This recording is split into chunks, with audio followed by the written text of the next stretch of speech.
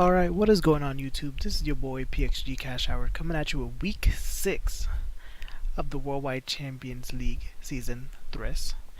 I, of course, am your coach of the New York Nido Kings, and after our loss last week to Connor, coach of the Plymouth PorygonZ, this week we're fighting the boy Matt, coach of the Miami Manaphys. Now, I mentioned it briefly during the last video how Matt has a really good squad. And Matt was the first overall draft picky, whatever you want to call it. So Matt got a lot of good things. So now, the one thing you notice, if you ever wondered, why am I the coach of the New York Nido Kings without actually having Nido King? You're looking at the answer right there. Like, not this one right there. Because Matt stole it. Mind you, it wasn't one of my first picks in mind, but I kind of thought about it because Nido King is one of the pokes. If anyone's been watching my videos, Nido King has been in every league I've been in, and that also goes with Suicune. Even though we did pick up Suicune late in one of the other leagues, but it was still with us. But Nido King was the other one. And look at him over there. He's probably mad. Look, he's not even blue anymore. He's purple. Or pink, whatever you want to call it. He's that mad that he's rebelling against me. But enough about that. I'll deal with my personal problems with Nido King outside of this side of the video. So it's all about me versus Matt.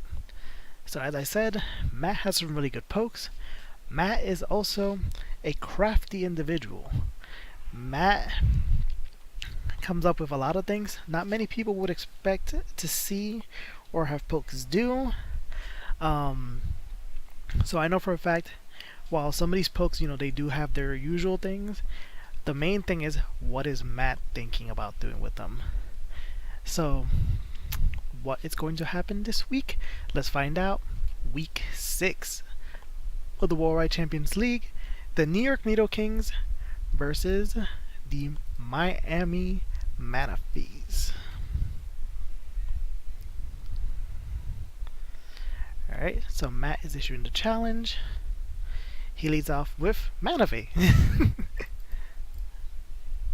This man has his mascot and my mascot on his team, just FYI. So I lead off with U-turn. Both of these pokes do share the same speed stat, and I was the faster one in this ordeal. So I go into Orin because I feel like this thing's gonna just immediately tail glow. And there it is. So as for those who don't know, tail glow boosts your special attack up 3 stages. So this thing could probably one-hit KO me if it wanted to right about now. But instead, it goes in behind a substitute. So Matt's already trying to play dirty, trying to hide behind the poor defenseless plush. So I hit him with the hidden power, which is enough to break it, which I don't think Matt was expecting. So he withdraws Manaphy, and I avoid the whole +3 special attack thing. He goes into Landorus. So I hit him with the hidden power again, which answers his original question whether it was hidden power grass or electric, as it was super effective, and it's grass, because otherwise it wouldn't have hit Lando. So I go into Coach R-type, the Tornado Starion. Lando comes out with the rocks, and he quickly leaves. Goes into blue, the Gastrodon.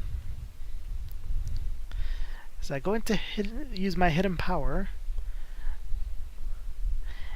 I wonder what it could be. It was neutral. The questions of today's times. So I hit him with the cleanest of grass knots. Now, for those that do follow my streams, my videos, you guys know I love Gastrodon. That was actually very painful for me to actually do. I really do like Gastrodon. So he hit us with the Ice Beam. We took it like a champ. That Assault Vest doing work. He goes into his Pidgeot. So I believe I used Grass Knot again. Obviously not going to do much since Pidgeot's flying. So he goes for and Megas. Here comes Mega Pidgeot. Now since his speed hasn't kicked in, I'm faster than it. So I go for the Hurricane because Pidgeot's no guard ability makes it so no moves actually miss, so I don't have to worry about my 70%. He goes for Hidden Power and it doesn't affect me, meaning it's Hidden Power Ground. He probably predicted me to switch into Victini or Diancie. I go for the Hurricane again, and I miss. He goes for the Sludge Wave. Now, interesting enough, the fact that he outspeeded me, he is Choice Scarfed. So, for that, I applaud him, and he can take this Hidden Power. So Landorus goes down.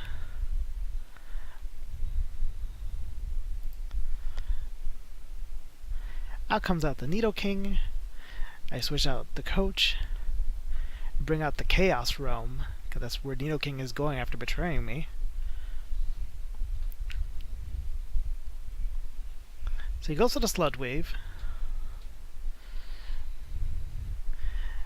We eat those. Now he goes for the Earth Power. I'm trying to channel all the powers to get rid of the Chaos Realm. So I click Pursuit because I was expecting him to leave. And probably to show him to, you know, assert the dominance.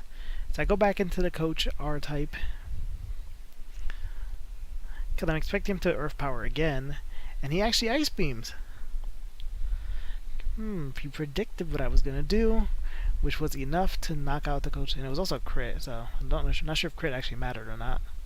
But we're at a clean 5-5. Out comes out the Moon Princess. You guys already know what time it is. Time for the cleanest of Mega Evolving. Look at my scarf though. So I go for the Protect because this thing is probably going to Earth Power me. It actually went for Sludge Wave. Interesting. So I go for the Psychic.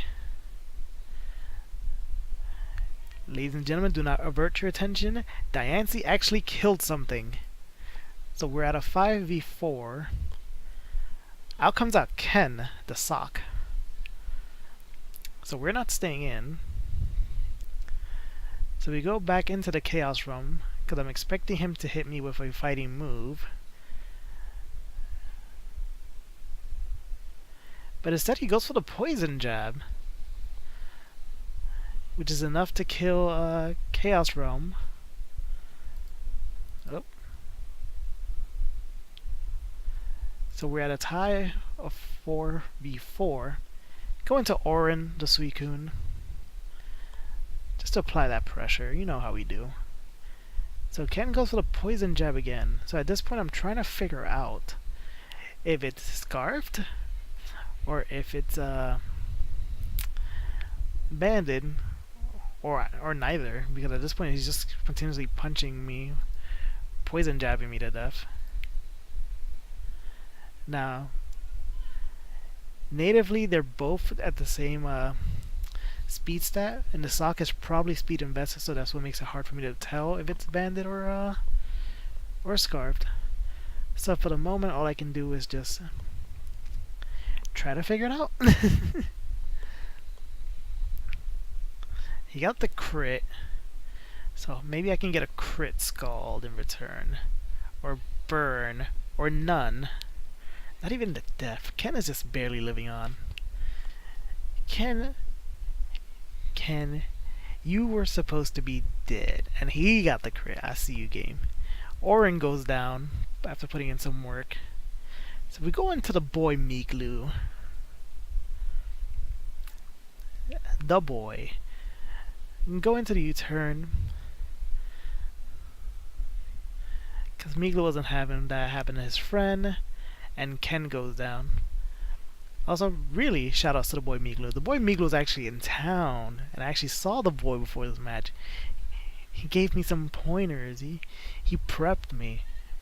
Probably just hanging out with him, like I absorbed his knowledge of Pokemon. Out comes out Manaphy. So I go for the Moonblast, thinking it should kill. And again, something that should have died lives. So once again, I pay for it, and that Moon Princess goes down. But as I said before, it actually got a kill. So we're 2v3. So we bring in Mill. Now let me tell you something about Mill. Mill doesn't like me throwing him out of the Pokeball. Mill doesn't like when his Pokemon friends die. That's why he comes out and applies that pressure. So out comes out Blue, the Gastrodon. So Mill's gonna go straight for the Ice Beam,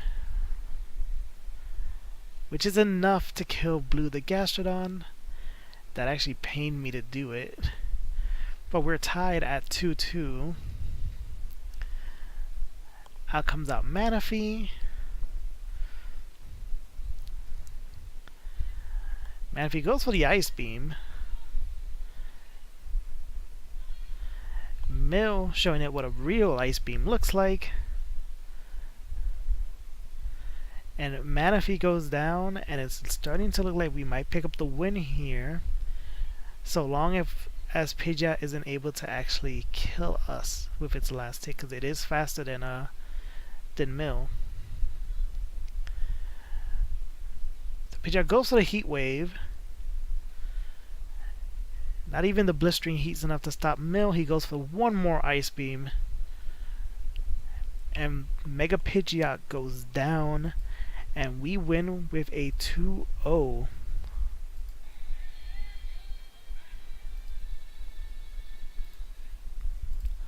So, we're once again tied in a record of 3-3, which is enough to put us back to our original spot, even though.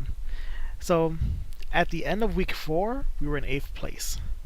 After losing to Connor, we were put in 9th place. And after beating Matt, we go back to 8th place. So I feel like we're going to be kind of like cycling between in playoff contention and out of playoff contention, back and forth, back and forth. But getting that out the way, GG's to Matt and the Miami Manaphys. Don't you ever bring my mascot against me ever again. That was a dirty, dirty trick, you naughty, naughty man.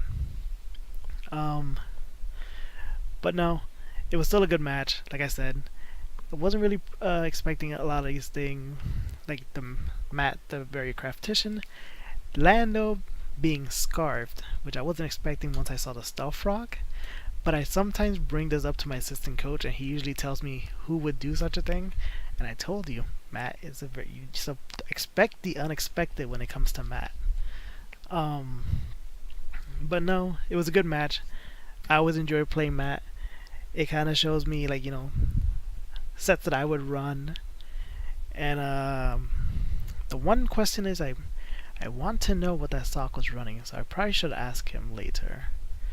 But GG's to Matt. Our next opponent, if memory serves me well, going into week 7, would be Thomas. And I'm probably going to butcher this. And coach of the Cape Gardevoirs. Don't know if I said that right. And we'll see if we can avenge our loss from last season. As usual, I do highly thank you guys for watching. I do appreciate it. Yeah, I highly thank you. I highly appreciate you guys watching and rooting for your New York Nidokings. Week 7 is also the week where trades and drops are due. Once that day is up, everyone's teams are locked, so nothing can change.